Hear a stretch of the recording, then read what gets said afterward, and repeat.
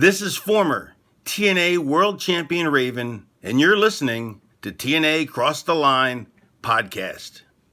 Quote the Raven, nevermore. And don't cross the line. Or do cross the line. I'm not really sure if you're supposed to, you're not supposed to. I don't know. Whatever. You get it. TNA Wrestling. Cross the line.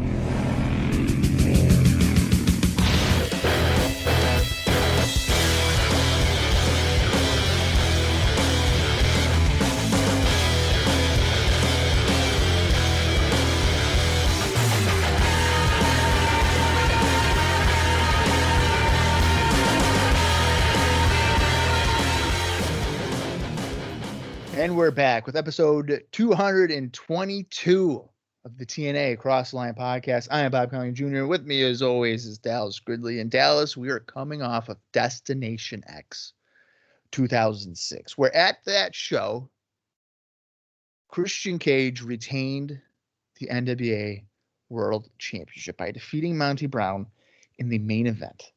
But most notably coming out of Destination X are really two other things. Number one, Christopher Daniels regained the X Division Championship by defeating Samoa Joe and AJ Styles in Ultimate X.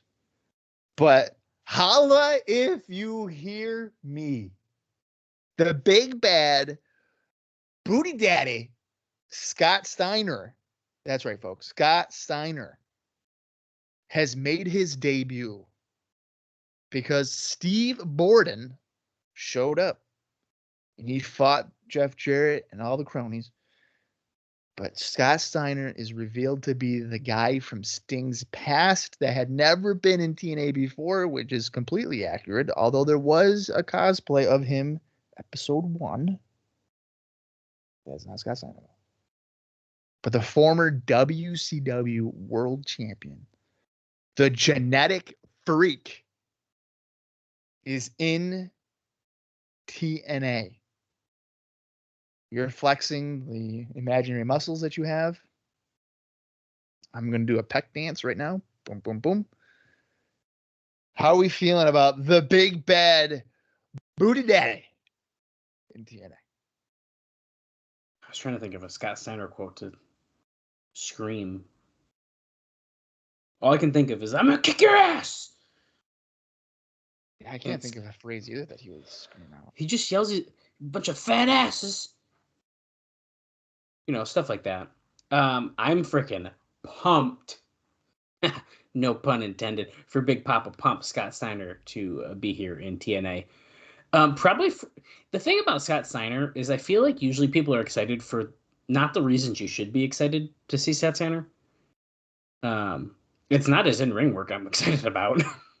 Why not? He's not bad. No, I don't think he's bad at all. But, like, I want to hear him talk. Oh, well, I'm sure we will hear him talk tonight. We fucking better hear him talk tonight, dude. I'm sure. But they have the tendency to, like, make you wait. And that being said, it's I don't know if you said it or not when you were doing your intro, because I was kind of zoning out. But okay, thanks, man.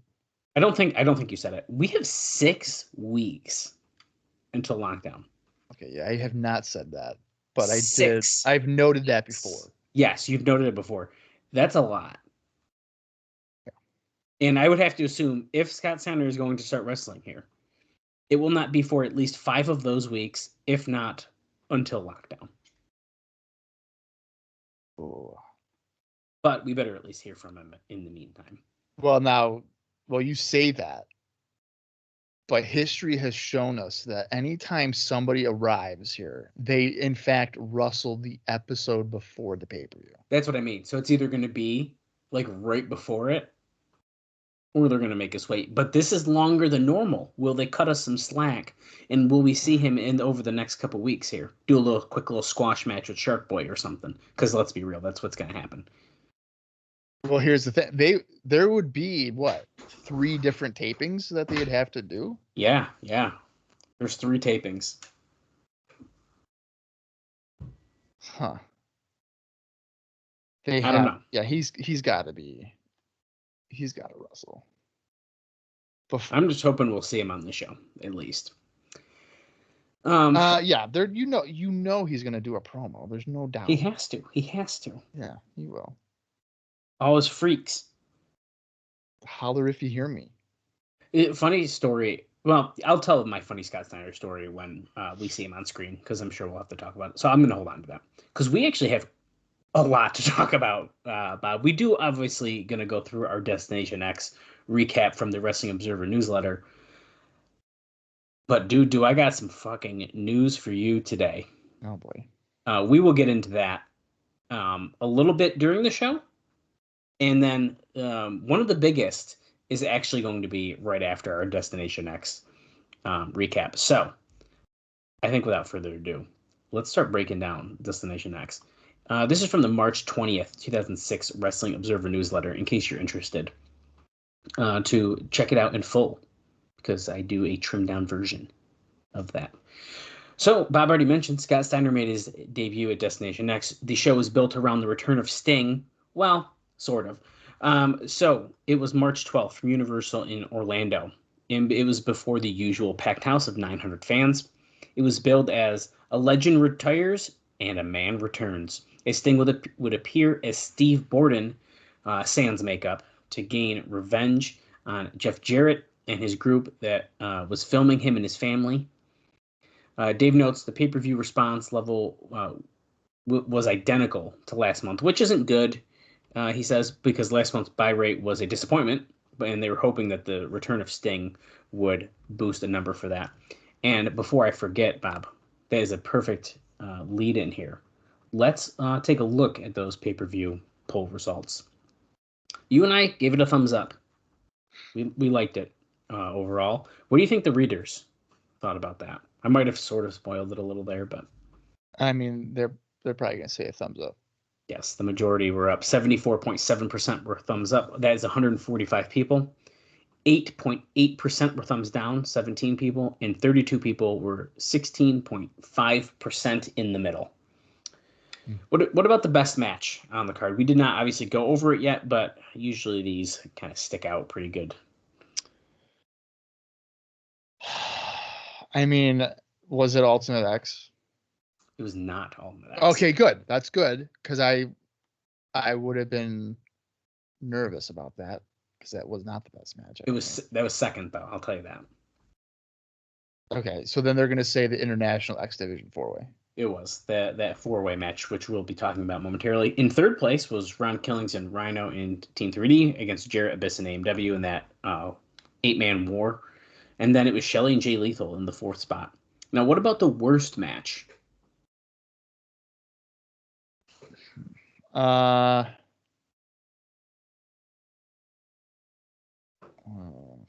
Bentley and Hoyt?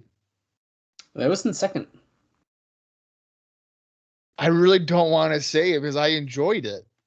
Is it the fucking Armstrong match? It is LAX. No, dude. That's against bullshit. the James Gang and Bob Armstrong. No, that was fun. It was fun. That was good. And then, believe it or not, in third place was Christian Cage against Monty Brown. See, that doesn't surprise me. Now, that was not good. This is one of the first times I've seen almost every single match on the show in a spot somewhere. It's only missing Team Canada against the Naturals. Was not placed in one of these spots. Huh. I've never seen every match from the pay-per-view in some order spot on here. So it's pretty interesting. Yeah, it is. So yeah, let's go into this. It's pretty interesting stuff here. So the show long angle ended with Christian Cage versus Monty Brown NWA title match, where after Cage won, all the heels were putting a beating on him and Rhino. No good explanation was given as to why none of the faces came down with such a long beating, but eventually Sting came down from the stands and largely looked like a 40-year-old fan in the stands as he cleaned house on more than a half dozen guys. Scott Steiner showed up, laid out Sting with a belly-to-belly suplex and an exploder-style suplex, and then put Sting in the Steiner recliner. Of course, Jarrett eventually scooted over. He had the guitar, smashed it over his head. He was selling the damage done by the Scorpion Deathlock, so he was not injured, but he was selling his legs were hurt so badly because Sting had him locked in. So that's what that was all about, because we were like, why is he scooting over like that? Oh, that's why. God. Although I got serious. Yeah. Although I gotta say, I actually like the visual of him sitting in front of Sting and then just smashing it on his head. I kind of like that. Yeah, but now here's my thing though. Now we know that he's gonna get the Deathlock again. He's not gonna sell like that again, no. Not like, but the expectation is he should. He should probably, yeah. Right? Like why? Yeah. Like why wouldn't he? But see, the thing is, like that didn't even come across to us. We weren't like, oh yeah, it's definitely the Scorpion Deathlock did it. We were just like, why is he doing that? Well, that's what I'm saying. Like if that's what. See, I don't know if I like that. Because now, like, the expectation for me would be like everybody sells it, like they're dying, as if they're crippled, right? Even though in the history of Sting doing the move, no one's ever acted that way. No. An interesting note that Dave has here, which I never, I guess, thought about, but he notes that Steiner appears to have torn his upper pec and not gotten it fixed, and that's why his chest muscles look a little. He says it looks strange, but that's why his chest looks a little different and not as built up. He actually notes that both Steiners have a history of torn muscles over the years. And then he says he apparently got a tattoo on his chest to distract from the torn muscles. Now, I think that's probably far-fetched a little bit. However, it is right in the middle of his chest, so interesting. An interesting note. Yeah. Okay. So basically, like, isn't it like his chest is like kind of caved in? It's like there's just no muscle definition at the top. I mean, I don't know if his is like, caved in though. I don't think that's how his is. I think it's just like not as like muscle. Okay, because like if it was, and if we see him, we'll have to hopefully he's not wearing a shirt. But he will not. Scott Steiner does not wear shirts. He shouldn't. Because like historically, people have said that if your chest becomes caved in, and I'm like Kofi Kingston, Jericho is another one. See, I think Jericho's chest is caved in. Jericho's is. So is Kofi's. Yeah, but Kofi's isn't in. I think he's got something with his muscles, like something was wrong with his muscles. But his has like no definition, like right in the middle. Jericho's a whole. Okay, so Jericho. Anyways, is like but yes, they say that's typically a sign of steroid usage for whatever reason, because you just can't maintain it, so it just like caves in. I thought it was like. I thought like in Jericho's case, for example, is that it was like, I thought I heard someone say it's like if you lift weights that are like too heavy, right? And you could like damage, damage your muscles. Well, right, but I guess using steroids, you're going to be able to do that, but then you're just going to compromise your chest. I guess that makes sense because you're not naturally doing it; you're enhancing, so your body really can't on its own do it. So yeah. So I guess we'll have to keep an eye out for that. But so anyway, so they're saying that he has a torn pec. He did. Or he did have one, and he didn't get it fixed. Or he did and didn't get it fixed. Yeah. So it just healed on its own. I guess if it's not that bad of a tear, then yeah, it doesn't. I don't know. I don't know how to even like confirm if this is the thing. This is just Dave Meltzer spitting. When the hell would it? I wonder when he could have torn it. Well, that's what I'm saying. That's the part that I don't understand. So if Scott Steiner is a true professional wrestler, what he has done is he's come in, I'm healed up, and then he'll go get surgery because he got a TNA contract, and he'll just sit out and heal and get money. If he's smart. Right. Unless it's paid by appearance, then maybe not. But it very well could be. Well. Oh, Dallas got a fucking meal. It looks like a taco. Yeah, 3 of them. It is. Sorry, I didn't. There was a time when Dallas was, counting carbs and making sure he wasn't. I am being a Patrick Star, and here we are. Whoa! Just stuffing our faces. Oh, that's gonna kill me now. That's sitting next to me, but we have way too much talking to do before I can put that in my mouth. Yeah, that's what she said. Go ahead. Hey, okay. Speaking of injuries, though, a real injury did hurt probably the most looked forward to match on the show, the Ultimate X. And that is, of course, where Christopher Daniels got the X, captured the title over Samoa Joe and AJ Styles. The match was booked to go about 18 minutes, but Samoa Joe had trouble seeing after getting some debris in his eye when he did a tope earlier in the match. They decided to abruptly end it. The booking committee had gone back and forth over whether Joe or Daniels should win. Daniels was the original choice, but there was movement to put Joe over with the idea of keeping him strong for a potential program with Bill Goldberg. However, there has been no movement with Bill Goldberg. And even though Jeremy Borash brought his name up in an interview, at this point it is nothing anyone has agreed to. But it's obviously something that TNA could magically deliver Goldberg for any purpose they wanted. That would be either his first or second program. Yeah, there's no fucking way. There's no way. No. Yeah. And here's the thing. You know damn well if TNA were to go ahead, take your bite of your taco. Yeah, just a little bit of that meat, just baby. a little. Just a little. Okay, you talk. I'll take a bite. Yeah. So the idea of Goldberg coming in potentially to wrestle Samoa Joe, while that sounds intriguing and interesting, we both know that Samoa Joe is losing that match. Bill Goldberg ain't coming in. No way. And he's going to lose. Goldberg is or Joe? Goldberg. No way. No fucking way. Impossible. Not happening. And here's the thing. Okay. And trust me, we'll get to it. There has been many a time where the TNA talent has said, hey, I shouldn't win this match. Put over the other guy. And TNA is like, nah. Fuck that. You're going over. Or like, hey. Yeah, that doesn't happen. Or hey, we should like hold off on this match for like 6 months and like make it mean something. And they're like, nah, we don't got patience. We're just going to fucking blow it off a month after you get here. It's wild. That happens pretty soon, does it not? Oh, yeah. Yeah. Oh, yeah. Mm-hmm. It's going to be good. Yeah. It's just like this taco. It's just absolutely, it's bonkers. It's amazing that they just don't listen to the guys doing the job. Why can't everyone just be like Rhino, who's like, yo, Chris Sabin has to beat me? And they're like, oh, no, absolutely not. Is that what he said?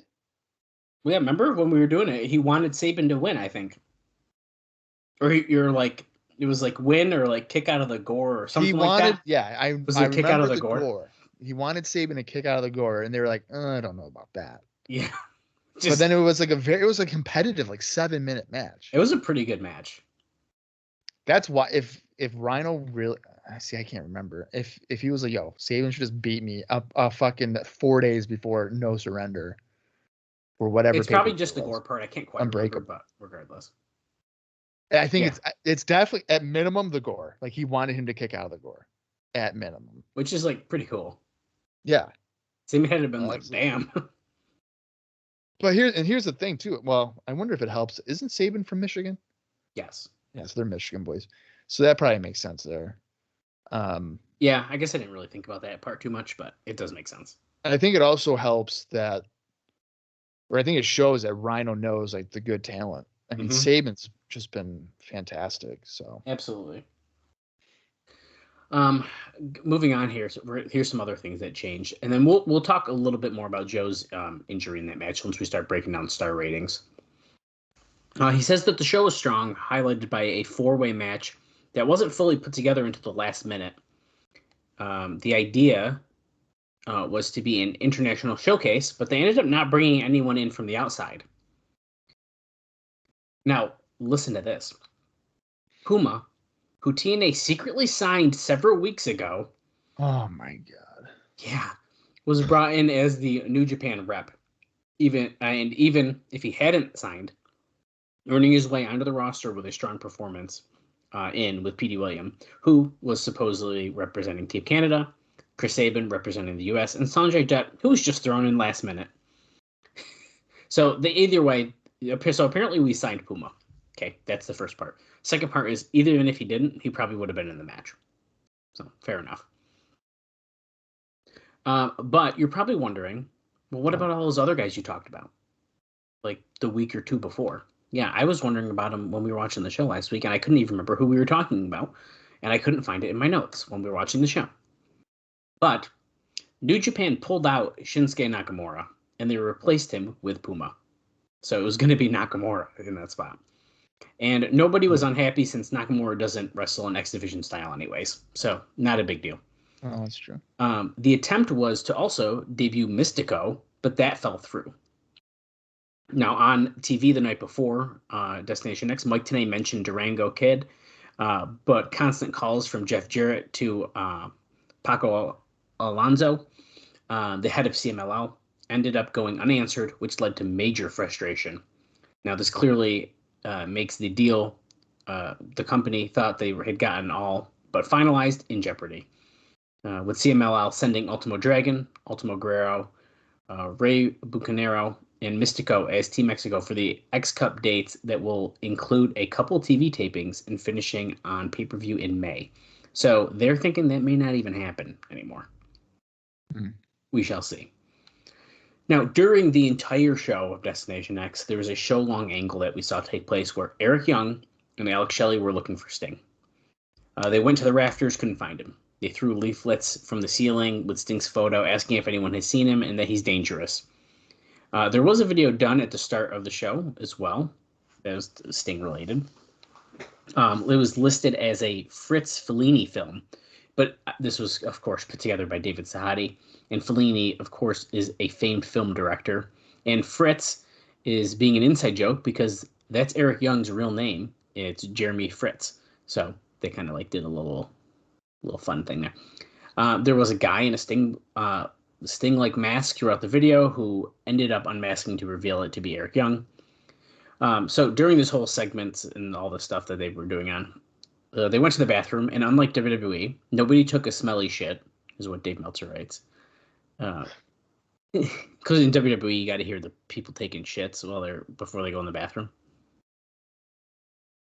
I've never heard that. Yeah, you definitely have. Because as soon as I read it, I go, I know exactly what he's talking about. It's always like, like that shit, and then they kick open a stall, like someone just did. Oh, you're talking about like on the show? Yeah. Oh, yeah, okay. Yeah. They did that with like fucking Big Show and shit. Dude, yes, exactly. One time. Yeah. Exactly. I thought you were talking about like backstage. No. Listening to each other take shit. What?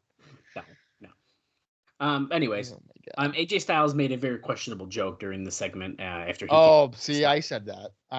You did. He says it differently, but anyways, they saw the baseball bat and trench coat in the bathroom, which made no sense. But anyways, at another point, after Jarrett won the 8-man tag match, he gave Sting 10 seconds to come out. He did not, and so Jarrett claimed he was afraid, and he just left. There was some sports guys ringside as well, which Bob knows a lot more about them than I do. The St. Louis Cardinals were ringside. It was Bob's going to have to correct me. David Eckstein, and who was the other one? Jim Edmonds. Jim Edmonds, Scott Spezio, I know they said too. Yep. Now, so during the pre-show, they did a little interaction, apparently. So Simon Diamond, doing his anti-Major League Baseball angle, ripped on them before a pre-show match. Eckstein.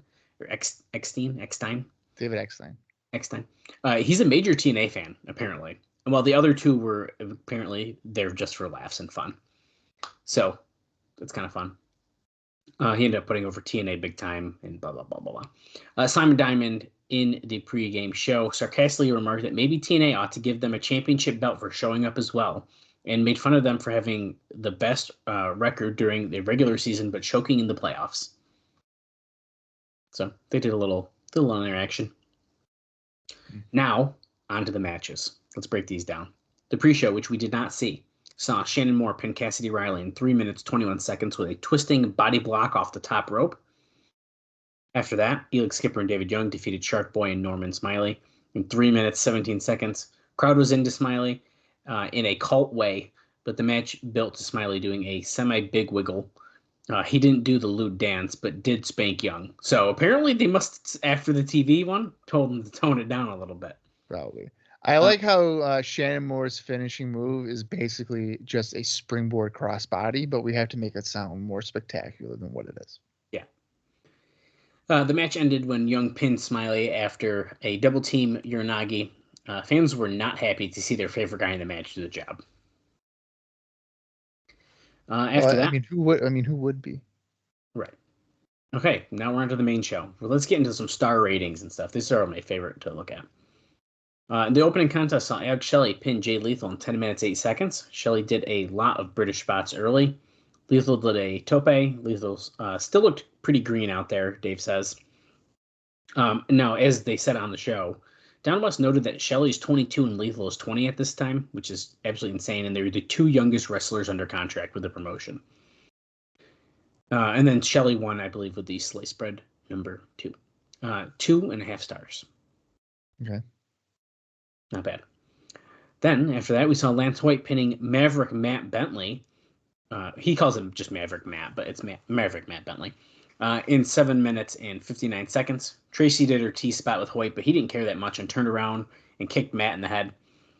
This match was more of a backdrop because in the middle of the match, they cut to Jeremy Borash, Alex Shelley, and Eric Young in the rafters when they were throwing down the flyers, which then eventually Matt Bentley and Tracy both was grabbing them and looking at it. Tracy tried to look at Matt's paper, and Matt turned around into a big boot for the pin. 1.5 stars.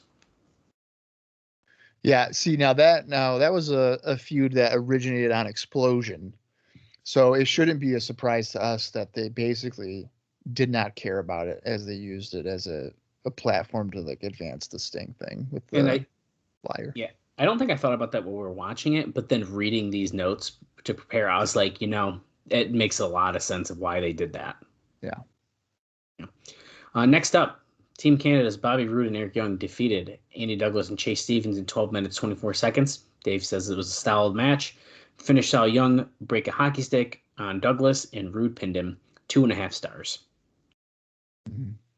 Next up, one of Bob's favorite matches of the show. BG James and Kip James and Bullet Bob Armstrong defeated Conan, Homicide, and Machete in 6 minutes, 38 seconds.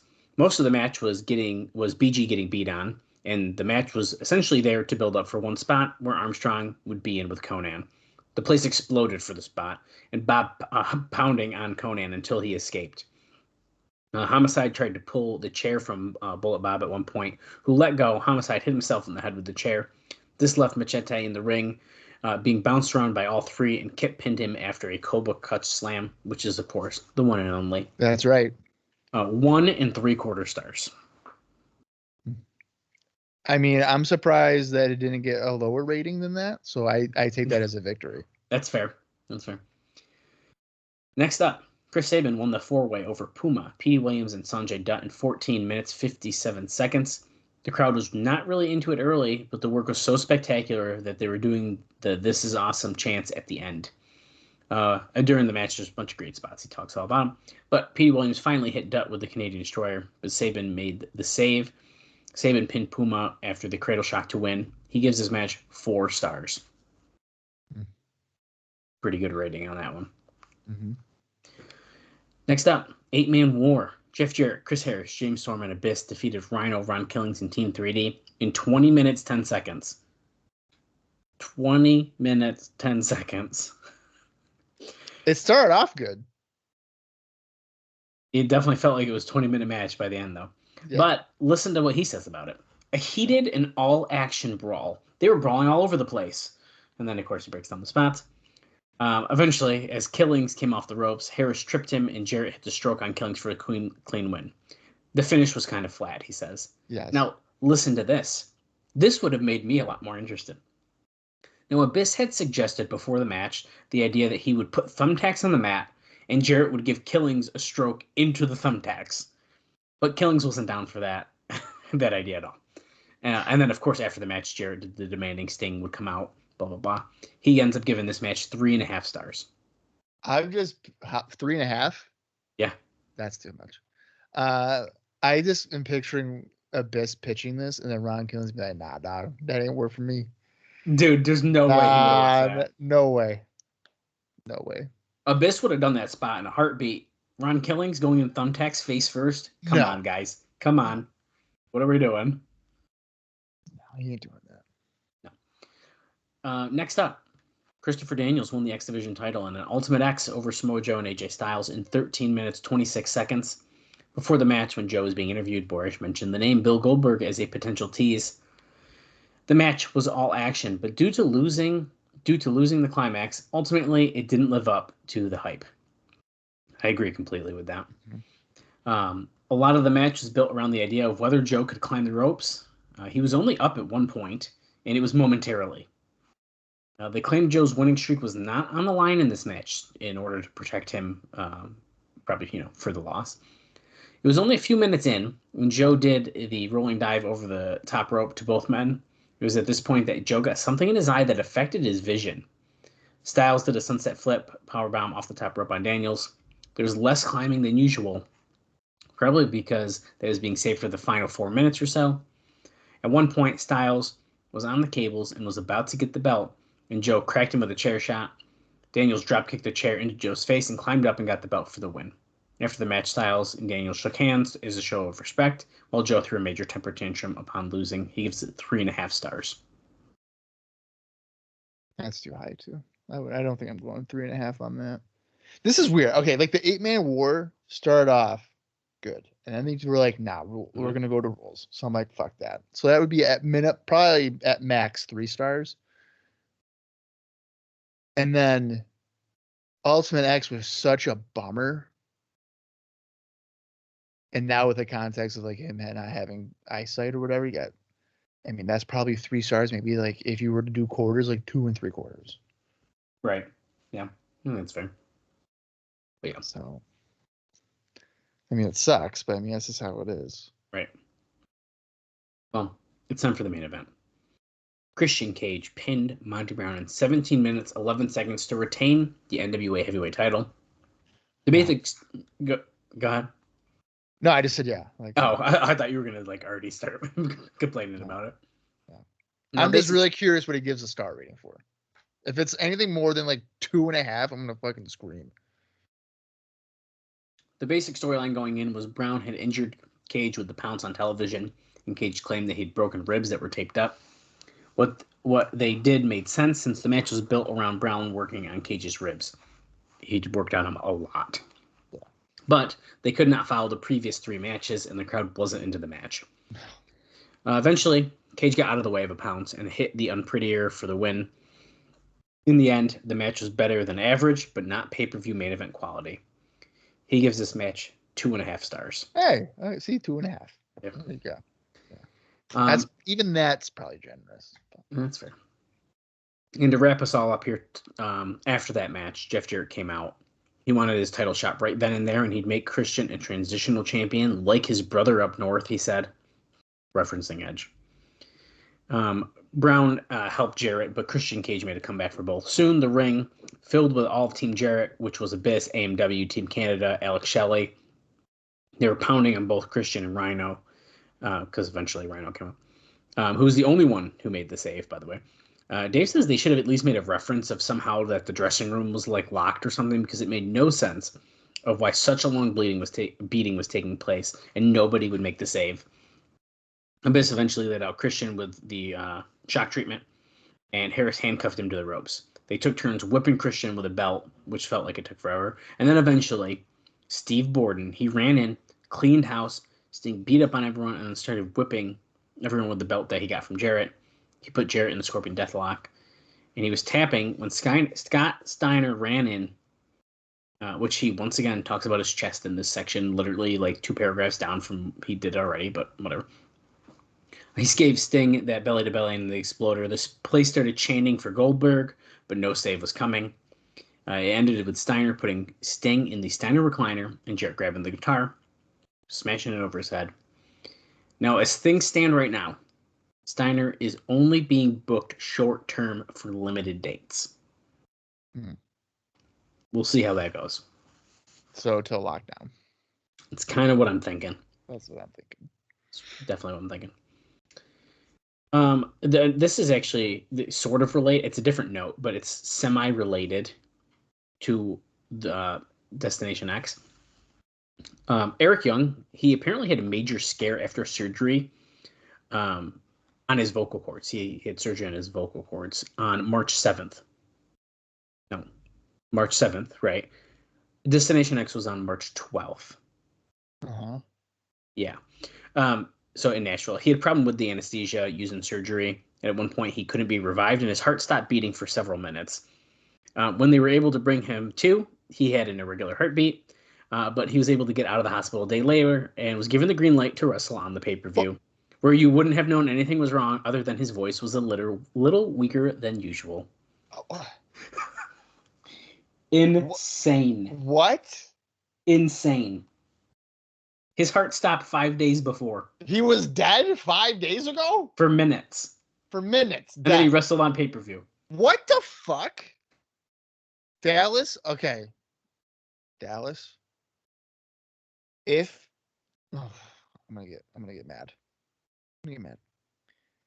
If TNA does not bring this up and use it as a way to like make Eric Young a fucking superstar, because out of this heel group he's gonna become a babyface at some point in time, just from the way he's acting.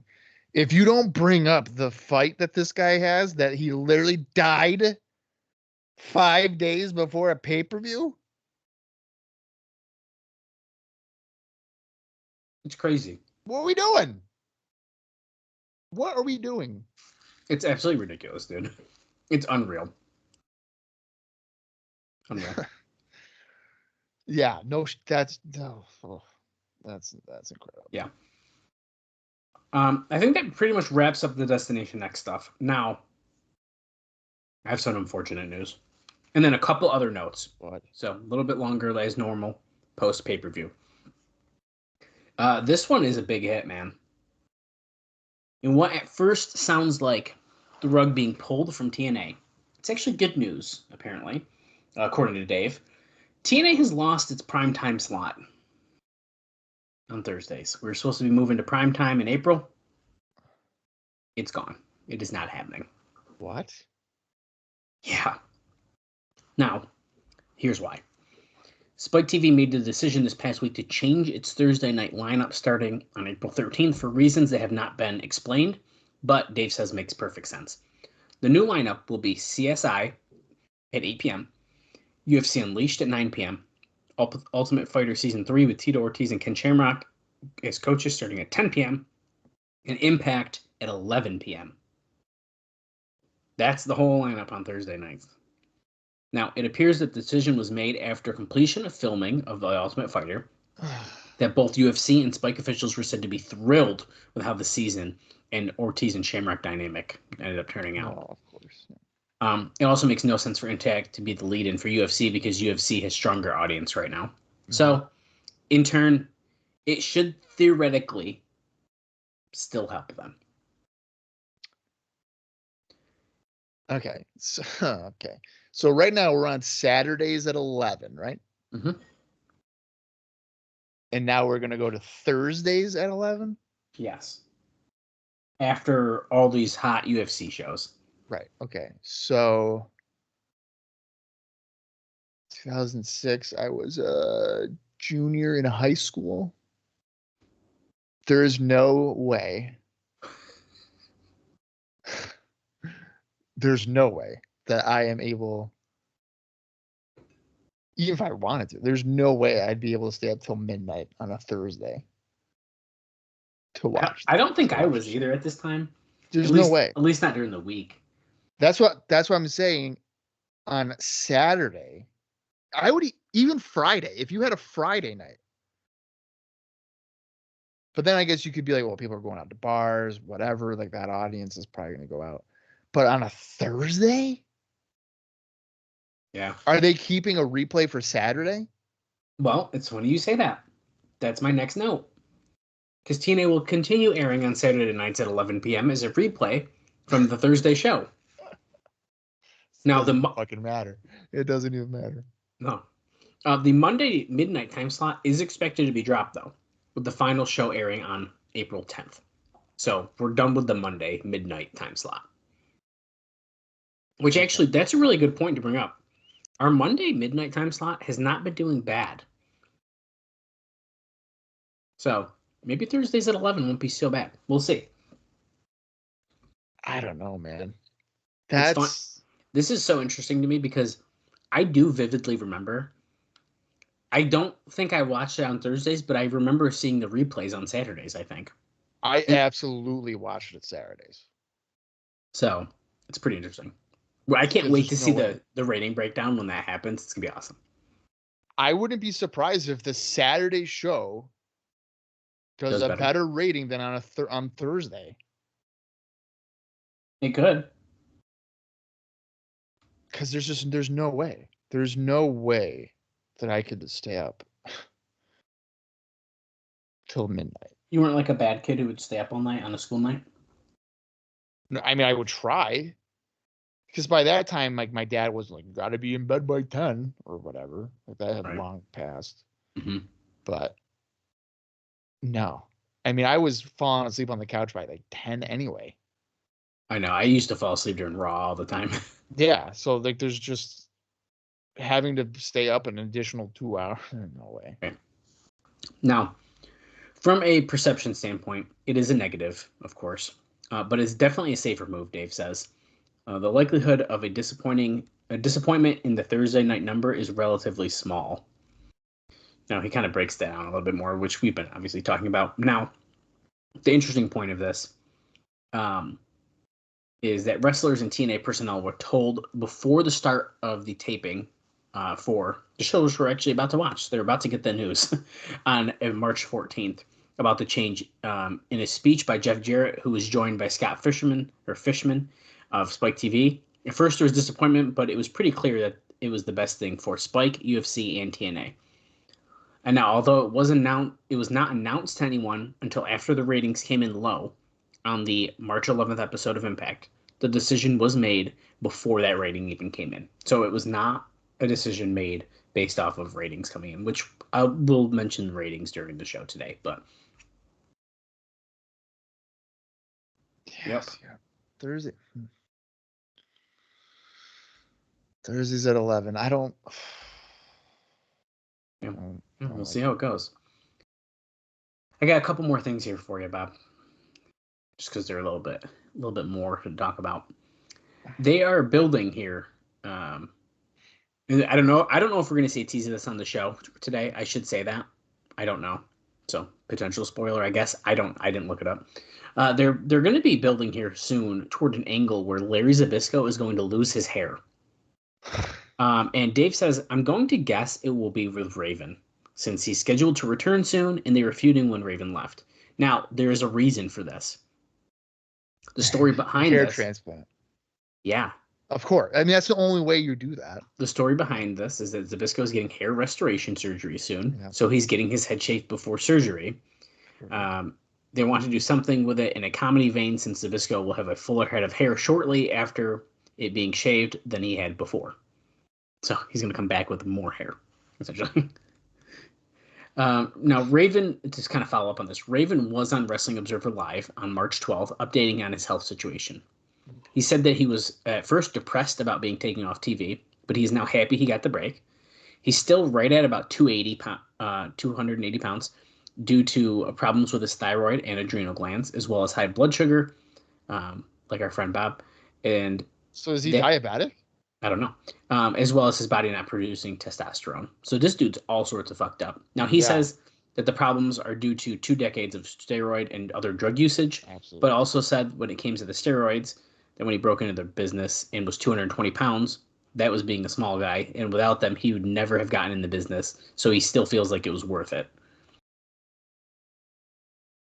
I mean, it probably was. I mean, yeah, fair enough. From a financial standpoint. I'm sure. I mean, right. So yeah, hopefully he'll be doing good soon. Next up, just the person you wanted to hear about on today's show. This isn't going to help him get booked department. Johnny Fairplay went on his MySpace account and he ripped TNA and Hermie Sadler, Dave Hebner's promotion for not booking him when they have a show coming up in his hometown. He says, quote, TNA is running house shows in my hometown. They even called my soon-to-be stepdad to pay for advertising. I'm not on the show. Are you fucking kidding me? You contact my mom's fiance and ask him to be the major advertiser on your show and you don't book me, you run a show in my hometown and don't book me, I guess I now officially know my contract status with TNA. What? He hasn't been under contract, has he? Not that I know of. So how does now we know? We haven't seen him since Although did he say on forever. Twitter or was it we read it somewhere where he did sign like a certain deal and then they just like stopped using him? That was the thing. That was a Dusty thing. I think Dusty Rhodes liked him so much that they gave him a 1-year deal or something like that, and then they just never used it. I think that was around lockdown. Yeah, that sounds right. I think it's hilarious that if you're gonna burn a bridge, and really his only bridge in professional wrestling, that you're gonna do it for the UWF independent promotion that's ran by the Hebners and Hermie Sadler. I know. That's hysterical to me. Because that audience, I've reviewed several of those shows, and some of them are pretty good. I would say several of those shows, they get, 600 plus. I need to get my hands on those shows. I have them. Don't worry about it. There's 600 plus in some of these, but for the most part, I feel like they drew maybe 350, 300 a lot of other times.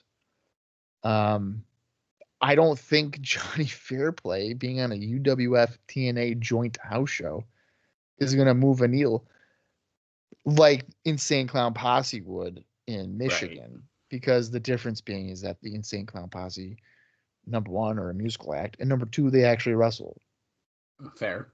So you have a double whammy there. Johnny Fairplay is just going to do what? Cut a promo or manage somebody and take a bump? Mm-hmm. Now, I will say, I am excited to say, Bob, on our next week's episode, we get to talk about that house show. Oh, shit. Yeah, because that would have been March 17th, right? Yeah, I think so. Well, this is March 18th, so it's already happened. Double check. Well, I have the notes in front of me, not the thing. But okay. So that makes, then don't worry. We'll just do it next week. We're gonna talk about it next week.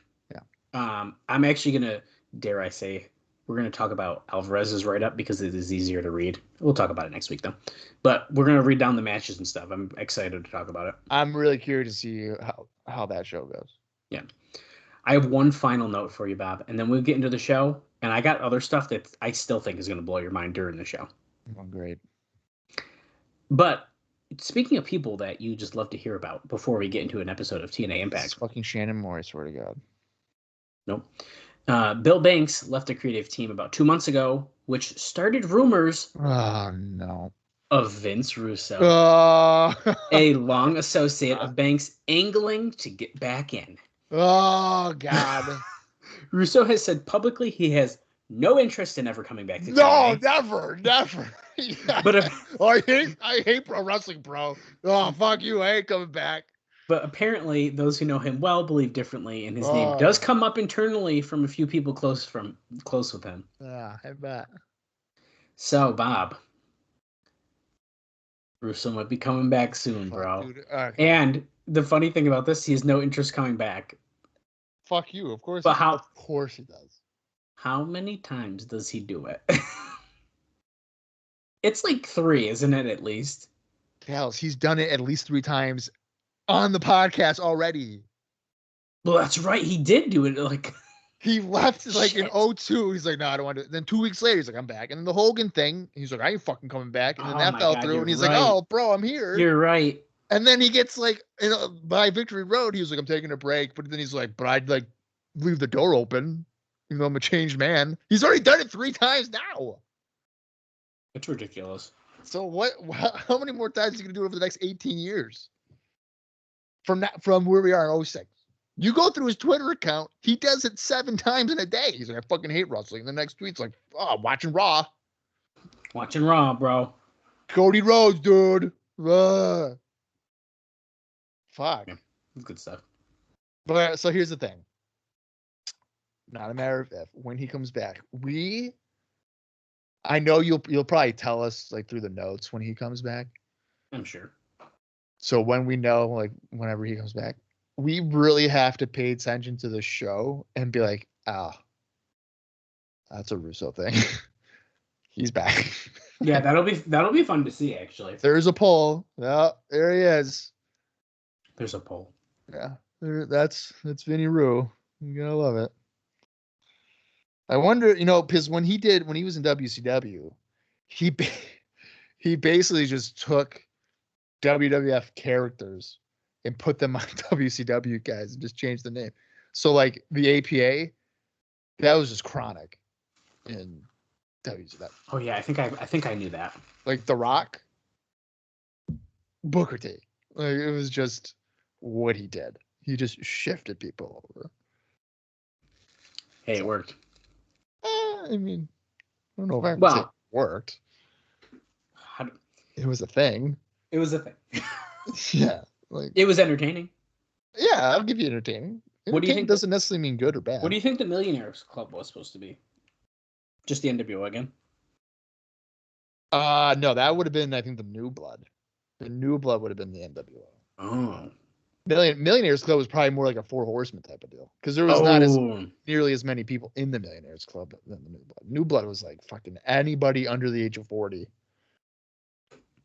FU weren't millionaires. FUNB. Yeah. Yeah, Hulk Hogan. And you know what that means, brother? Because I can't say. I gotta watch some of those again.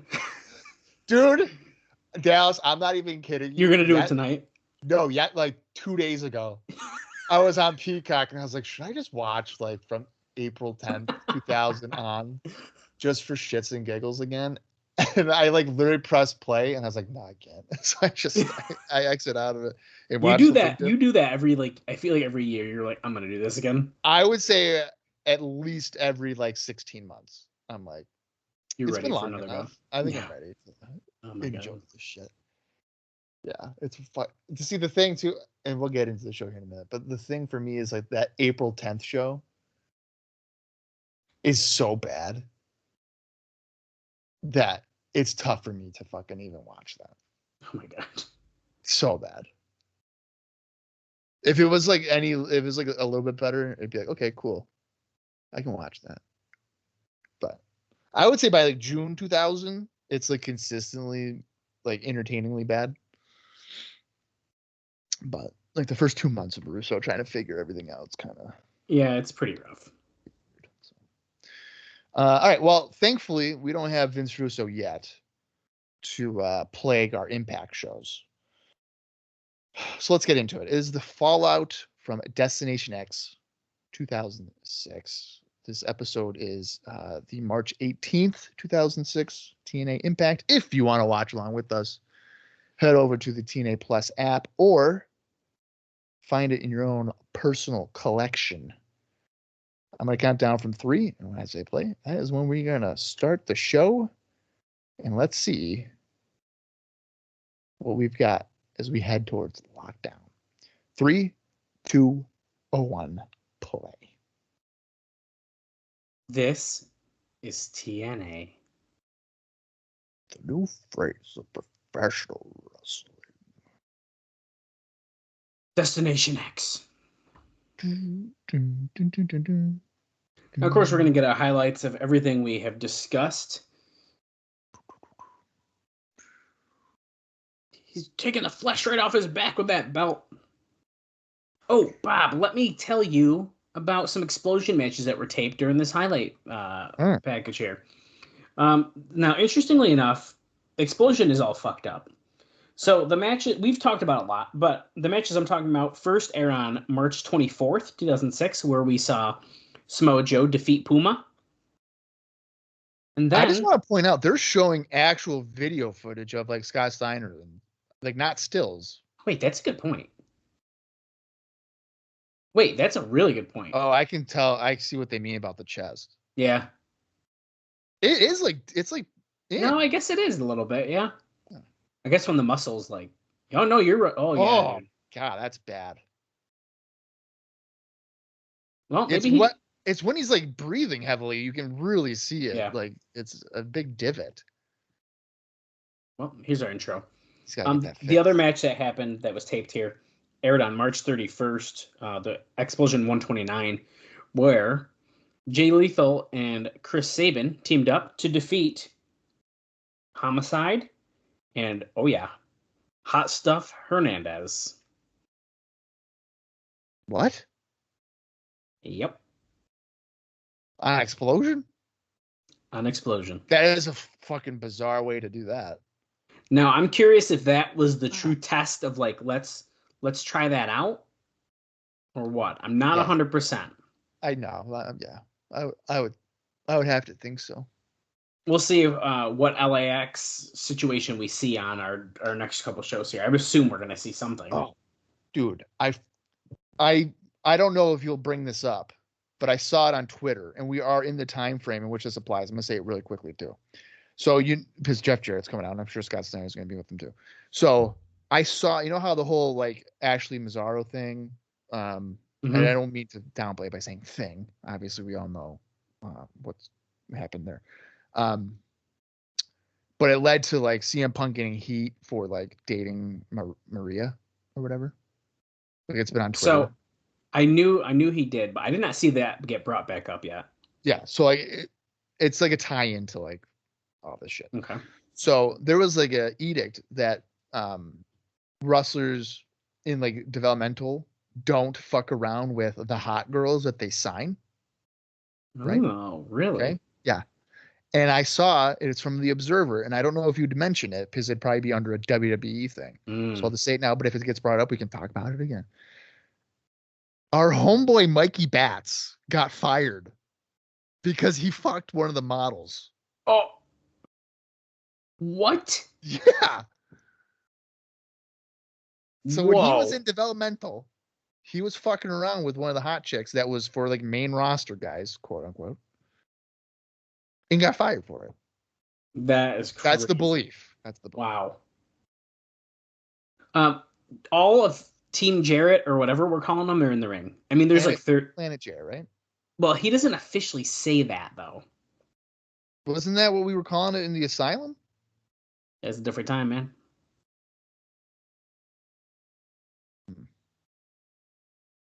Would I call this Planet Jarrett? Yeah, probably. Oh, he's bringing someone out. Oh, fuck yeah, let's go, baby. The final piece of the puzzle. The big bad booty daddy. Booty daddy. It's like I can't take you seriously when you say it. Dude, final piece of the puzzle, the big bad booty daddy. Bring him out. It's such a good wrestling nickname. Yeah, it is. Because then this jacked dude who's gonna kick your ass comes out and he's like, "Oh, that's the big bad booty daddy." Of course, he's not wearing a shirt because that'd be a crime. Dude, yeah, he cannot. Look at this guy. Jesus Christ.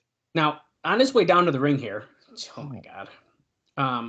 When I was a kid, and Scott Steiner made his debut in WWE, and everyone was like going nuts, I had absolutely fucking no idea who he was.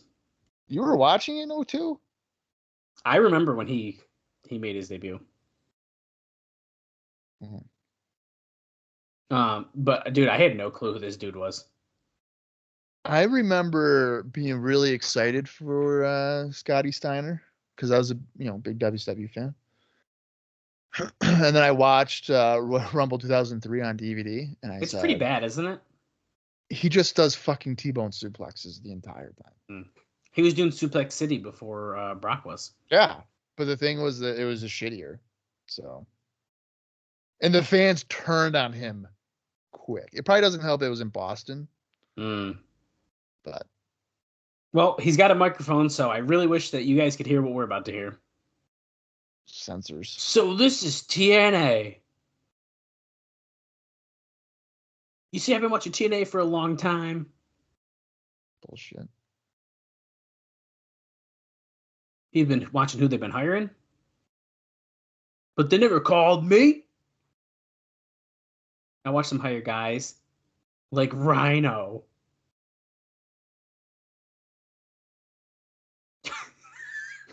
Rhino. Dude, that's what I think of Rhino. He just spit on the ground. They're chanting, "You still suck." Look at this guy. There's no way this is a natural fucking body. I think we know that is not the case. There's just no way. He just called Team 3D backyard wrestlers. Two fat roly polies. Well, This is what a champion looks like. Oh yeah, and if I looked as bad as you guys did, then I would have stayed in the backyard. I mean, Bubba, yeah. Devon, no. Devon's looking pretty good. Then they hired some guy called Christian. I'm gonna give you a little reality check. You see that vein in that arm right there, boy? Jesus Christ. That vein right there? That is as big as your arm. I thought he was gonna say something else. That's what I thought, yeah. Oh, that one's as big as your leg. He shows another one.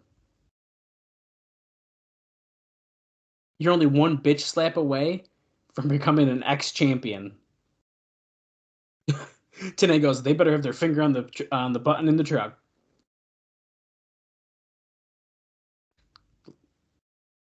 The last guy that they went out and got, who sent him into a frenzy, is Shelley got the Shelley cam out. They're chanting, "We want Christian." He goes, "He's not coming. He's afraid like Sting." They rolled out the red carpet for Sting. They wined and dined him. Said that he was going to be the new face of TNA. Well, I'm standing here in the ring tonight, and I ask you two questions. Where is the new face of TNA? And where is Sting? Well, Sting, he's running scared. And I'm the new face of TNA. That's pretty funny. Oh, God. You see, I found out why TNA management wasn't calling me. Because they heard I had a bad attitude. That I resented authority. That I had a bad problem with people. That's right. I've been arrested. I've been jailed. I've been put in lockdown and solitary confinement. And I apologize for nothing. I like the little lockdown reference right in there. Yeah. We are the new face of TNA. He's got his arm around Jarrett now. Look at A1 in the background, just like watch it. He's just like staring. He's just wiping sweat off his top lip. The big bad booty daddy. Let's fucking go, dude.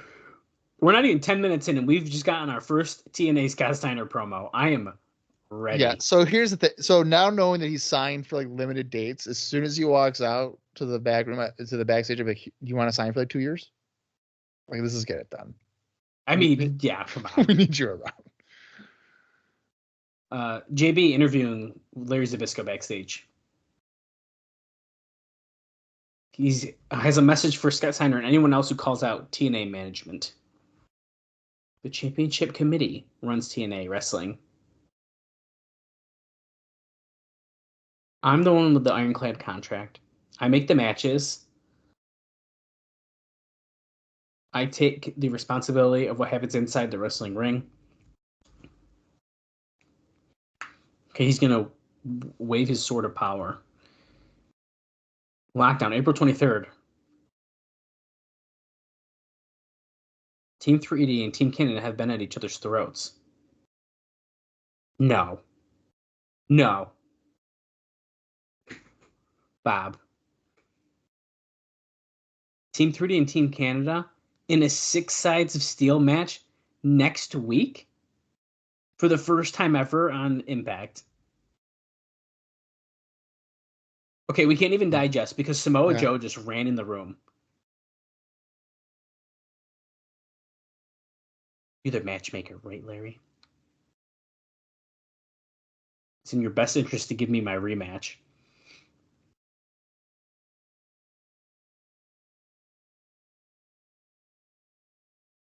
This is whether you like it or not, you're becoming the talk of pro wrestling. Oh. He wants him to step out of the X division. Oh, he's got an opponent for him. Next week? Wait, we're not going to find out till next week? Holy shit! Oh my god! Kill JB. Oh, watch out, Jimmy! Right. Oh my god! Oh my. Whoa! Whoa! So okay, Samoa Joe just threw JB against the wall, threw the couch, kicked the door down, and knocked a picture off the He wall. kicked that cardboard door real hard. Whoa. Okay, digest everything we just saw. Okay, so what yeah. the fuck? Whoa. 6 Sides of Steel next week? Are you shitting Should me? we do? Why are we doing that leading into lockdown? I guess that's why. Oh god. Maverick Matt is coming out and he's wearing more leather. He only came out with the chaps at Destination X, and now he's got a jacket to go with it. Oh, I don't like this look. Okay, so now is this they're trying to elevate Joe out of the X division, clearly. Who's his opponent gonna be? He's gonna let us okay. He said next week. I feel like it's gonna be my guess was gonna be like Abyss, but I don't feel like they're gonna squish Abyss like that. No. Chris Harris? Oh. Whoa. Elix Skipper's I coming would out. laugh if it ends up just being an X division guy. Right. And is he saying like he's gonna wrestle him next week, or is it for lockdown? I'm almost wondering if it's lockdown. And he's gonna announce it next week. Because if that's the case, it's someone bigger. Like Goldberg. I was just gonna say, dude, that's what people would be thinking, is that if it's for lockdown, it's fucking Goldberg. Which, by the way, there's nothing new on that. We kind of mentioned it, but Dave says there's been no serious talks Of course. since last week, and there's no start date, so it's not happening. Yeah, I mean. Okay, we have Maverick Matt Bentley, Elix Skipper, and now Sonjay Dutt coming out. I believe this is a qualifier match. It is. Now, before anybody wonders, there aren't any indie notes for these guys, so That's good. I can look at my notes and see if I got anything for them then.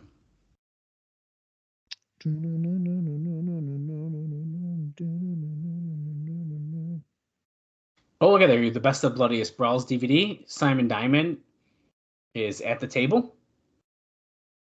Speaking of announce tables, we saw that Conan was at the Spanish announce table at Destination X. Well, Armando Quintero has been replaced by Conan. So now that's why Conan is now working with Moody Jack, which is Hector Melendez, when he's not managing LAX. Interesting. All right. Maverick Matt Bentley, and Elix Skipper starting us off here. Nice belly-to-belly suplex here by Bentley. He learned that from Shane Douglas back in the spring of 2004. Only gets a 2 count. That was a good team. Yeah. Too bad they split him up within like 2 months, but whatever. Bentley missing a splash, and then he boots Skipper. Goes to the middle rope. Crossbody. That should be good enough for a 2 count as Skipper does a matrix and spin kicks Bentley. Love his spin kick. Who we got for that? Who do you think is going to win this? This is probably Sonjay, right? I was going to say Bentley. You think Bentley's going to win? I think you're probably right. I feel like it's got to be Sonjay Dutt. A dual dropkick taking out both Skipper and Bentley. Andrew Thomas is here. I'm assuming he'll take a ref bump. Tilt to whirl, head scissor. Oh, no. Skipper caught him. Sudden death? No. Matt Bentley kicked Sonjay Dutt's head, and they just both fell. Have I said this before, or does like Bentley's tights remind you of the Monster energy drinks? Oh, yeah, they do. Oh, they're saying Christian Cage is filming a movie in Toronto. We're going to see a special video look at that here eventually. Well, you've told us about that anyway. Yeah, so now he's officially doing it. So he's probably not going to be appearing anytime soon.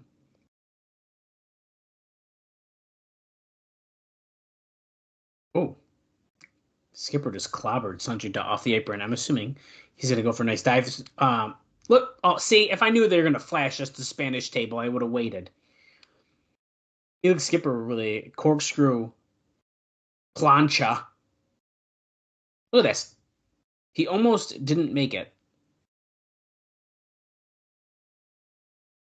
I was going to call out that lockdown poster that is literally nothing. It's a lockdown logo. That's it.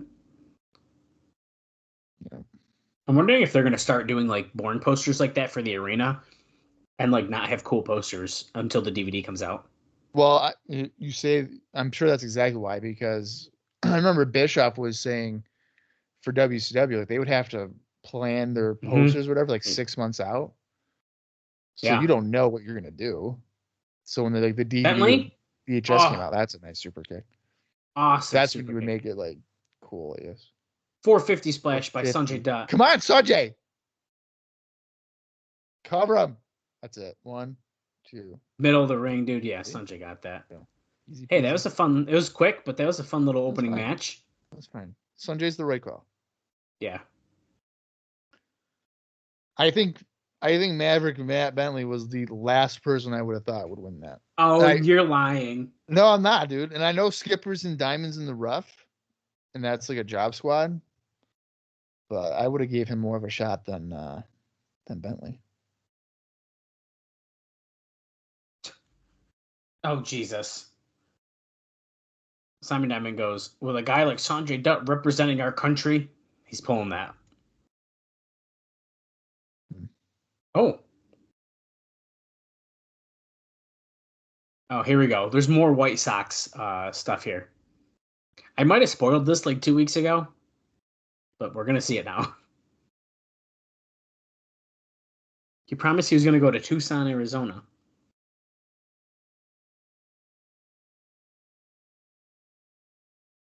We got the footage ready. Let's hear. Let's see it. Paparazzi production. Oh, this is a paparazzi production. Okay. That's a fun time. They thought that they got one over on Simon Diamond and the Diamonds in the Rough. Oh, he's going to bring the fight to them.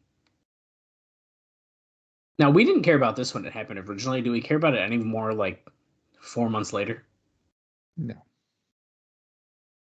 He dressed up like a White Sox player so he doesn't get thrown up by security. I'm sure Alex Shelley with the camera is not suspicious at all. Hey, I'm the new guy here. I just signed.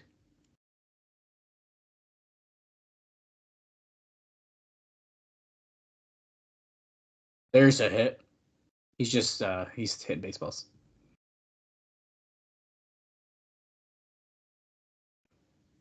This guy goes, you swing a bat pretty good, but your attitude sucks. Huh. Wait, TNA goes, okay, well, what's the resolution? I have a feeling we're going to be seeing these over multiple weeks. It sure sounds that way. I just like that when he was hitting the ball, you don't know where it went. So Yeah. it was probably not good contact. Now, he just said that they ran away from him, which means I bet you we're going to see the real footage. Right. But it's not what's going to happen. Oh. TNA goes, I got some friends, and they told me that's not what happens. Oh, we're going to burn through it today. Okay. Diamond's trying to tell him to go to commercial break. TNA goes, okay, go to commercial. When we return, though. That's hysterical. Okay, you have 6 weeks before lockdown. Let it breathe, man. Be like, next week I heard that there's other footage, and then you can make it last a little longer. Not fucking the same episode. 8 matches, 1 night, 6 sides of steel, baby. TNA Wrestling presents Lockdown. April 23rd. Live. Well, I'm going to wait for this footage to happen, but I was going to give you a note. But let's see. We're back. Let's see. Oh, yeah, look, we're still there. Simon Diamond is still trying to get him to go to commercial.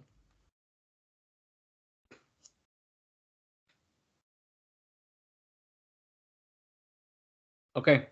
Exclusive footage thanks to the White Sox. It's ready. Roll it. Let's see what this is.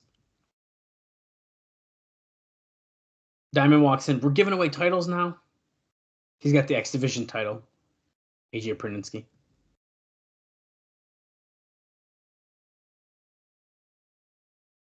I never got handed one.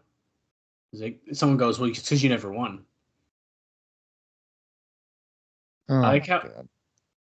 you come to my sport. I like how he said, let me get down to your level and talk, and they're literally about the same height. Well, he went down. He shrunk down. Yeah, but right now he's... Is that Jim Thome? That's Jim Thome. I don't know. Dale Torborg's there. Oh! Who just hit him with a chair? Is that Ozzie Guillen? Someone just got hit. Someone just I hit him think with that a was chair. Ozzie Guillen. It was. Yeah, it was Ozzie Guillen. One of my all-time favorite coaches. Oh, shut yeah. the fuck up. You don't even know who he is.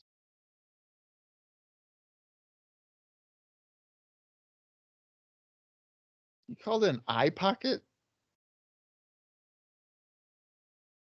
I think they're saying that they edited it with an iPod. And TNA goes, I think you're talking about Photoshop, you genius.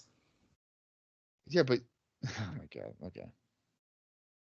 Nah, he's pissed. Anyways, before we get into this next thing, I can't believe they burned through it like that. are you surprised? No, I'm not. Oh, we're with Team 3D in the back. Hang on. First time ever on Impact. It's Team Canada versus Team 3D inside of 6 sides of steel. I can't believe that. We're about to watch Impact next week, and there's going to be 6 sides of steel. Yeah, I know. I mean, and they're getting around with the technicality of Impact, but we've seen cage matches on TNA TV before. They're just specials. Oh, that's a good point. Hardy and Jarrett. It wasn't on Spike yet. Right, FSN, yeah.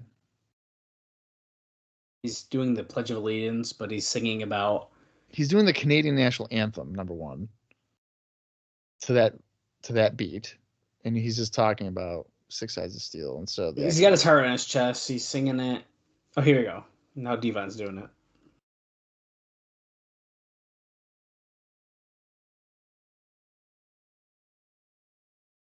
Coach D'Amore.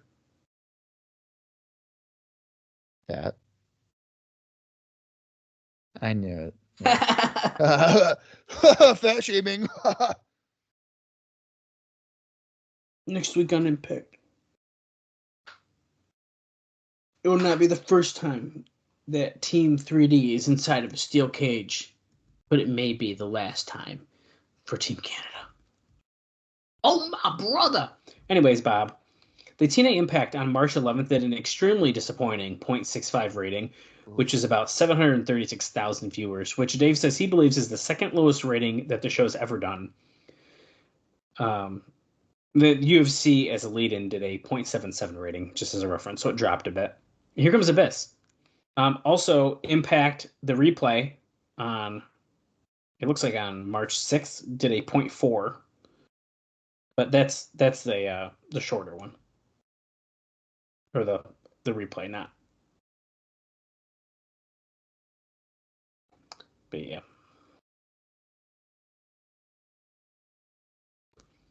Cassidy Riley. Oh, he's not in Raven gear anymore. They dropped it? I guess why would you not drop it at this point? Is he? Let's see. Oh, you're right. I don't like not outfit in at his all. hot shot type of gear, but he's in like weird like juggalo pants. That's what, or like shorts. That's what it looks like to me.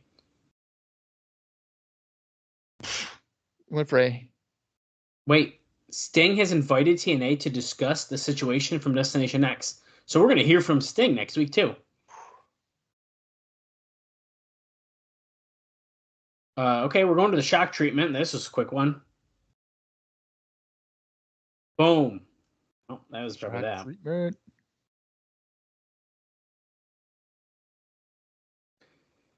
Oh. Doomsday. I was going to give you another note, but jeez, this match is about to be done in about 3 seconds. Black hole slam. 1, 2, 3. The Monster Abyss wins. Bob, there's an interesting indie show coming up Oh. on March 25th in Bristol, Connecticut, promoted by Mike O'Brien's Northeast Wrestling. It includes WWE stars Jerry Lawler, Tommy Dreamer, Mikey Banks, who is currently in OVW, and Simon Dean, as well as TNA stars Christian Cage and Chris Sabin. That's why this indie show is interesting. Here's our Christian Cage video about him doing the movie. So he's so excited about his first movie. Cool stuff, cool stuff. But speaking of house shows and indie shows, the March 17th show in Plymouth has sold 2,500 tickets as of last word, which they were happy with, and they do have a second date booked in the building. Pretty interesting. And 2,500 paid? Yeah. That's not bad. No. For a house show? This is a pretty funny note as well, as we keep continuing on with this highlight video here. In company press releases, TNA claims to be the second largest wrestling company in the world. That's not accurate. So talk about being a little bit delusional, of course, here, because compared to CMLL, AAA, Pro Wrestling Noah, or even New Japan, these are companies that are on national network television that can draw more than 10,000 fans to their major events. Yeah. So it's a pretty...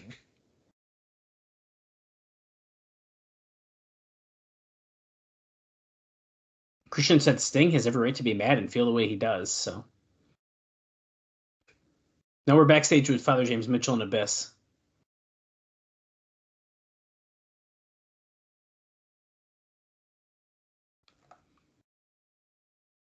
Who is the shot at Lockdown? Oh, he says that Abyss is the most deserving and overlooked contender in TNA history. Bob, do you agree? Do I agree about what? That Abyss is the most undeserved and overlooked contender in the history of TNA for the world title? I think that's fair.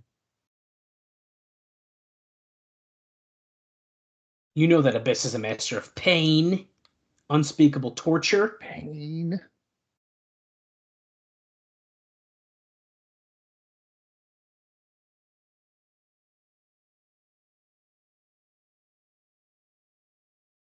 Without speaking a single word, Abyss still speaks an international language, and it's called pain. When you have a new puppy that missed the newspaper and spoiled the carpet, you can get his face and say bad dog. Oh, Jesus. Oh, my God. He's basically saying you can yell at a dog all you want, but it doesn't matter. But then you could grab it by its legs and kind of do animal abuse. Then you get your point across. Ugh. I don't like that. Intense promo by James Mitchell here. Alex Shelley just walked in. He said he heard humiliation and it'd make a great documentary. And Shelley says, let me help. And James Mitchell said, let's go.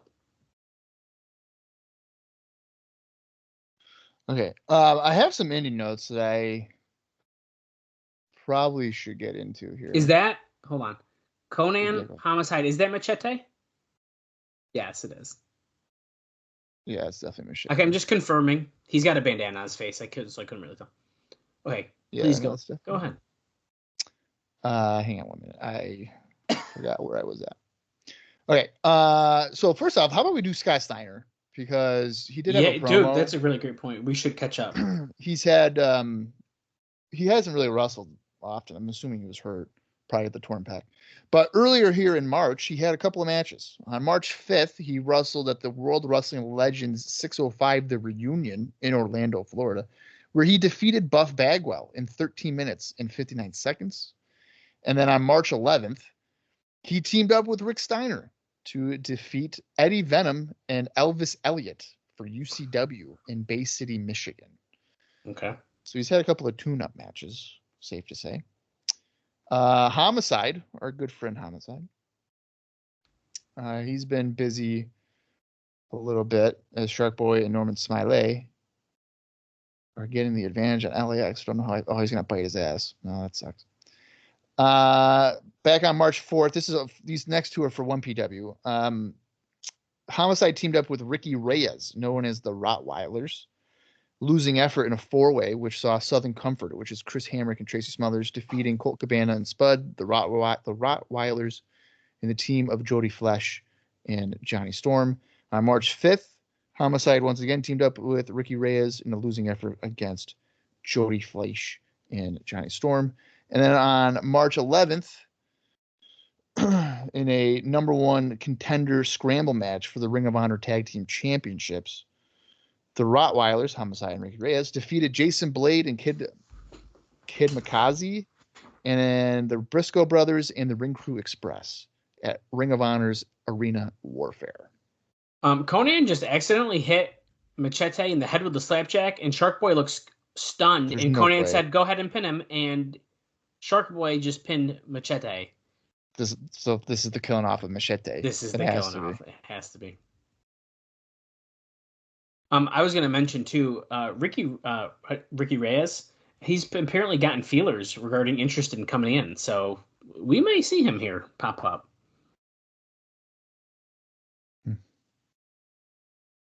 Oh, so they're saying that Conan was not thrilled about Machete from Destination X, and now him and Homicide are beating the shit out of him. So yeah, he's done.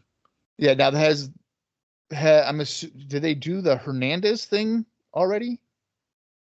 Before they did this? Oh, they ripped off his bandana. No, so they kicked Let's him see. He's done. No, the match happens later in the show. Okay, so they wouldn't know about that yet. So the more you know, guys. I thought they were just testing it out, but apparently it's probably what's happening. Still to come, Truth Rhino Styles Daniels versus AMW Shelley and Punk. No, not CM Punk. Not CM Punk, guys. The Prince of Punk.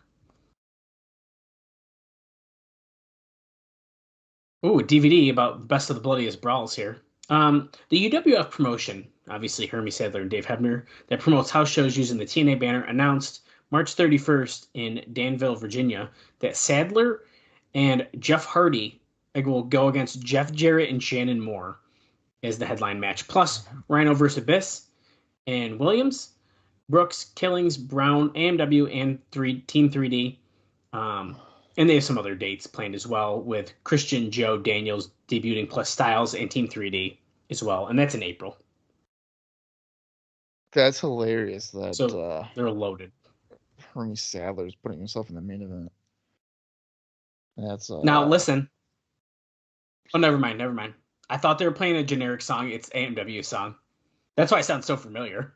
But they only showed Prince of Punk coming out, so it threw me off a little bit. Well, you know what? Let me get through these indie notes for the guys that it applies to. Then we can enjoy this main event. On March 4th, Chris Sabin defeated Alex Shelley at Pro Wrestling Guerrilla's Hollywood Globetrotter event in Los Angeles, California. And then on March 11th, Bryan Danielson retained the Ring of Honor World title by defeating Alex Shelley in 32 minutes and 28 seconds. I feel like I've said that before, but it hasn't happened. Maybe I don't know. It doesn't matter.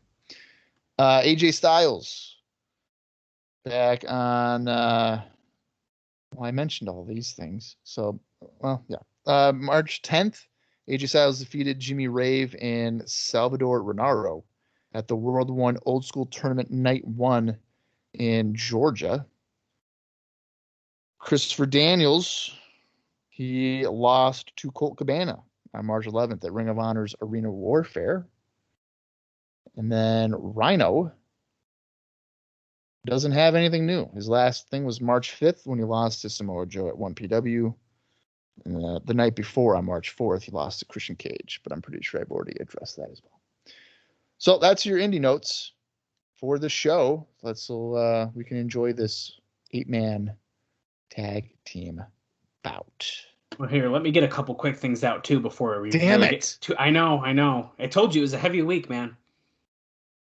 Sean Waltman was on Voice of Wrestling, talked about choosing the MTV promotion over TNA. Without saying so, he appeared to have a problem with Jarrett and said the biggest problem with TNA show is that it's not really hip, even though it claims to be. And there are a lot of double standards. Let's see what else. I got 2 others that I want to tell you right now. Hold on. Dutch Mantel, probably 6 or 8 months ago, came up with the idea of running a TNA house show in Chicago the day before WrestleMania, but nobody ever followed up on it. And Ring of Honor had the same idea and did follow up on it. So there's that. And finally here, Bob. Lex Levette informed Jeff Jarrett this past week that he was quitting the promotion. What? Yeah, Levette was actually the brainchild behind the Spirit Squad gimmick and was doing an offshoot of it for TNA that actually aired on Explosion before the WWE crew appeared on Raw. We talked about that briefly. We did. You did mention that. Rhino takes down Alex Shelley, who hit the paparazzi cam. It's not the Shelley cam anymore, guys. Paparazzi Productions is in full swing. Okay, I lied to you. I have one more thing. I can't wait. I gotta just tell you now. Is that why? You think that's why he's quitting the business? Which thing? Lex Levette about having the cheerleader thing, and then WWE took it. Could be. Well, he's at least quitting TNA. I mean, who knows? Oh, the company. He didn't say the business. Company. Yeah, the company. Okay. Bob, the guy on the apron over there. I don't know what. Right there he is. The Prince of Punk, Shannon Moore. Yeah. Well, he was just signed to WWE this week. Motherfucker. Thank God. Apparently, Moore had not been under contract to TNA. No shit. And while Dave says that sounds like a big issue, no one is going to miss him, and this certainly does not come off as a raid. Sorry, this isn't Dave. This is Alvarez. My apologies. Okay. He's going to be from a jobber in one company to a jobber in another. Alvarez's words, guys. That's all I'm saying. It's not like they signed Samoa Joe. Last we heard at press time that he was still in Orlando at the TNA taping, right here. And so they'll probably write him off TV this evening, as if that's even necessary. And he's literally in the main event here. So I have a feeling he didn't say yet. That's Isn't that crazy? Well, here's the thing. Alvarez is he's right. Storm with the cover, but Styles was able to squiggle out.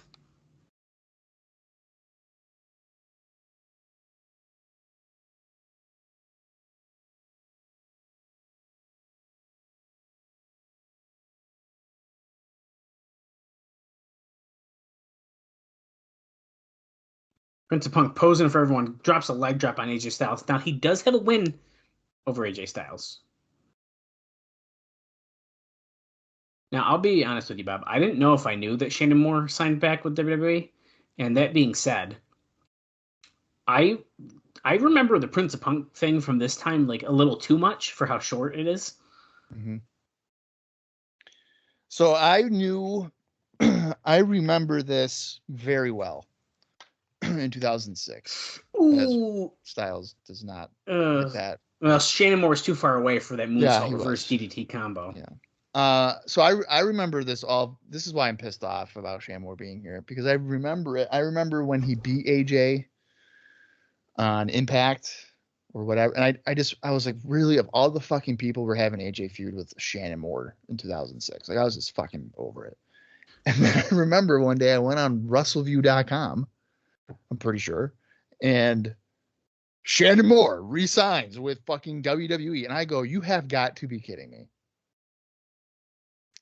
It's crazy. He just beat AJ Styles however many weeks ago. Is in that program. And now he bails. And in the front suplex. By Killings there for a 2 count. But like Alvarez said, it's not a fucking raid. It's not a big acquisition for WWE, and he's right. He's just going to end up on fucking Heat or whatever. Well, like I said, I don't even remember him coming back. So what's that tell you? So, I mean, I guess it doesn't really matter for us because he's not going to be in our quote unquote universe anymore. No, but I remember I looked it up fairly recently because just like you, I didn't fucking know what he did when he went back to WWE. I have no idea. I think he ends up on ECW for a bit.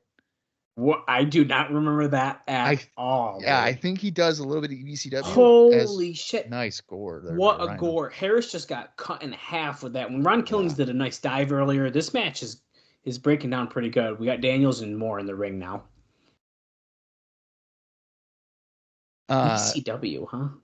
Yeah, and then I saw that he like teamed with Jimmy Wang Yang on like SmackDown. Jimmy Wang Yang. Yeah, this has got to be the write-off here for Shannon Moore. 1, 2. He takes the pin, Styles clash in the middle of the ring. Yeah, that's probably it. Yeah, so as far as I know, unless he appears next week for some reason, that's the last time we're going to see Shannon Moore until ever, I think, right? I mean, he doesn't come back until like in game shit, right? Yeah, and that would be past the timeline, right? Yes. And we're getting a little lockdown. Which is one of my least favorite fucking tag teams in the world. Ever. I can understand why you don't like that. And to be honest with you, watching the Prince of Punk run here, the nostalgia, I should have just not watched this. Yeah. Because the nostalgia was like, dude, Prince of Punk, that was fun. No. This was not very fun.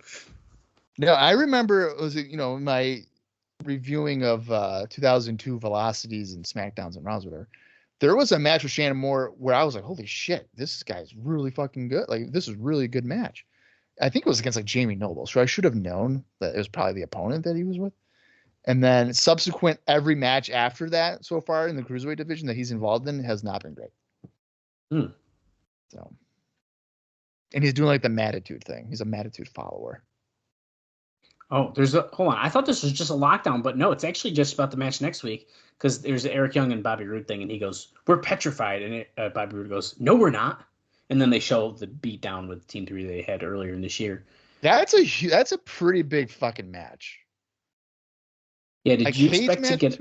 No way, dude. Did you expect to get on tonight and then be like, "Hey, we're gonna be watching the 6 Sides of Steel match next week"? No, because I didn't. Yeah, there's no way. No. Well, the show has gone off the air, and I don't know about you. I thought that was a really good episode of Impact. That was a good episode of Impact. There's no reason to sugarcoat it or try to be like, oh, I don't know. No, dude. I didn't say it during the show, but the Scott Steiner promo, I looked at the time when it was done, and I was like, that's the quickest 10 minutes of my fucking life. 10 minutes? The whole, yeah. Well, I guess, yeah. I mean, I said right at the end of it that it was like, oh, we're not even 10 minutes in. Dude, just about 10 minutes. That Steiner promo, great way to kick off the show. The matches were great. Even that main event, which was like a random thrown together match, I thought that was a great main event.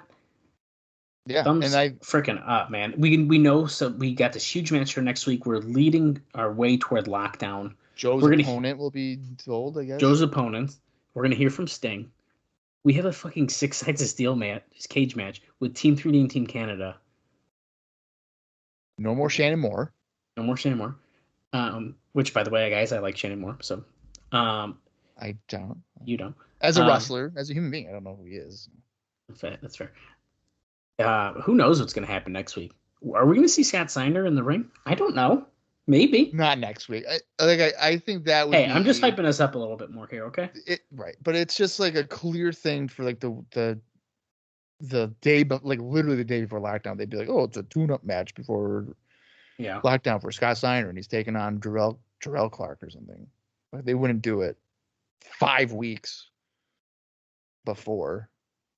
Like, that would be kind of silly. But they very well could. I don't know. We'll have to wait and see. I can't freaking wait, man. I'm really, really excited. Yeah, no, I should be. I feel like we're hitting a level here of TNA where I'm not even exaggerating. Like weekly episodic impacts are just going to be should be pretty solid. I mean, and I've said it before, the pay-per-view, I can't even think of a pay-per-view that is like truly horrible. Yeah, I'm at least not for several years. Yeah, dude, we say it all the time, but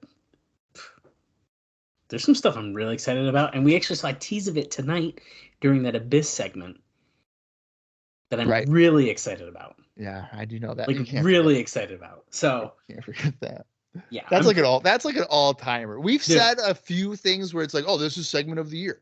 That might be it. That might be the one. And I guess it's happening a little bit sooner than I was expecting. So, well, yeah, I mean, it's the lead-in for that. I'm ready. Thing. So, all right, I'm ready. I'm ready as well. So, guys, continue to join us as we march towards Lockdown 2006, which is now 5 weeks away. And next week, we got a fucking 6 Sides of Steel anyway. So just get more amped up for cage matches in the next several weeks. So until next week, for Alex Gridley, I am Bob Colling Jr., and this has been the TNA Across the Line podcast.